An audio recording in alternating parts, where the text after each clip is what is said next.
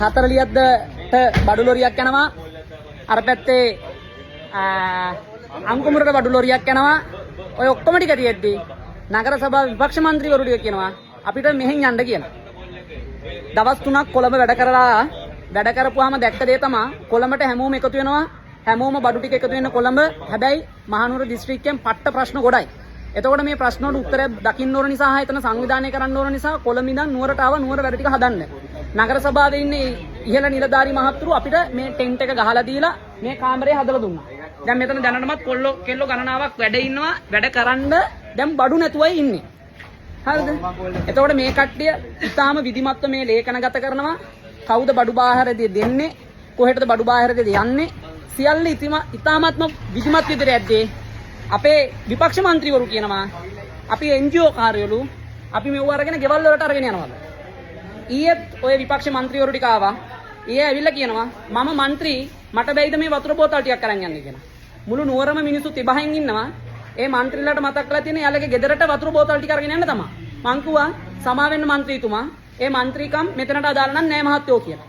ඒකත් එක්ක දැන් අද ඔක්කොම විපක්ෂ ටික එකතු කරගෙන අද මෙතෙන්ට ඇවිල්ලා අපිට යන්නලු ඒ අයියේ විපක්ෂයේ മന്ത്രി කාමරේට මේක ලොකු බාධාවක්. එයාලට මීටින් එකක් තියාගන්න බැහැ. මෙච්චර මේ මිනිස්සුන්ගේ ප්‍රශ්න තියෙද්දි උන්ට ඕනේ මීටින් තියන්න. කාලකන්ණි අපතයෝ. උන් ටික එකතු වෙලා හරිනම් අපිට සපෝට් එක දෙන්න ඕනේ. කීය හරි එකතු කරගෙන ඇවිල්ලා ඒ කට්ටිය යා කට්ටියගේ අරමුදලකින් එකතු කරගෙන ඇවිල්ලා මෙතෙන්ද ගයිරේෂන් ටිකක් දෙනවා. දැන් මෙව මදි. ඇයි ඉල්ලුම වැඩි. මිනිස්සු ගොඩක් ඉන්න එකට වැඩ කරන්න විදිහක් නැහැ. දැන් අපිට තව ගයිරේෂන් ඕනේ.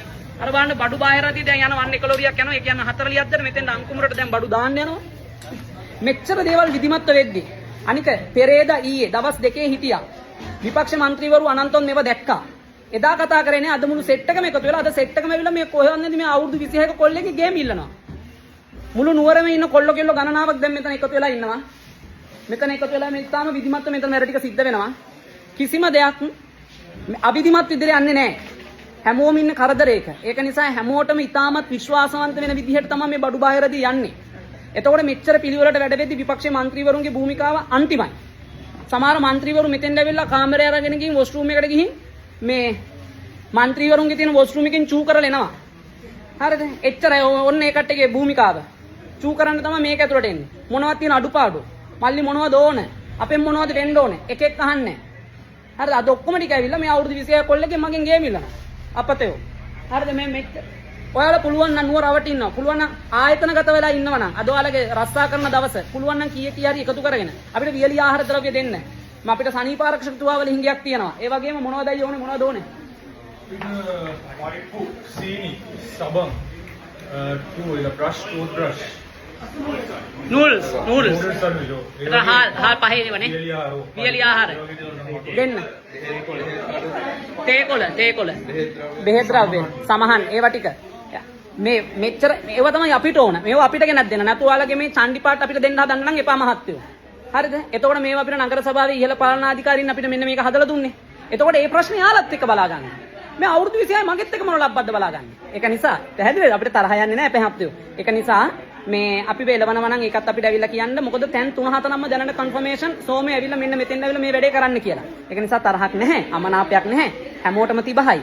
මොකද ඔබතුමාලගේ ගෙදරට විතර නෙමෙයි තිබහ. ඒක නිසා ඔබතුමාලගේ ගෙදරට විතරක් වතුර අරන් යන්නේ නැහැ. යන්නේ සහනාධාර කඳුරු වලට. ඒක නිසා තරහ වෙන්න එපා. ගෙවල් වල වතුර නැත්තම් ඔබතුමාලා ටික එකතු වෙලා සහනාධාර කඳුරක් හදාගන්න. අපි අනිවාර්යයෙන් මේ සහනාධාර කඳුරට වතුර ගයිරේෂන් සියල්ල ලැබෙන්න සලස්වනවා. පැහැදිලිද? එහෙනම් ඔයාලා හැමෝටම ජය වේවා. පුළුවන් නම් නුවරවට ඉන්න ඔයාලා එකතු වෙලා මෙන්න මෙතෙන්ද වියලි ආහාර ද්‍රව්‍ය ටික ගේන්න. මෙතන ගේනවා පැය 2-3කට වඩා තියන්නේ. ඔක්කොම ටික යවනවා. ඊටාම විධිමත් ඉන් ඇන් අවුට් එක වෙනවා. ඔයාලා හැමෝටම ජය වේවා. බුදු සරණයි.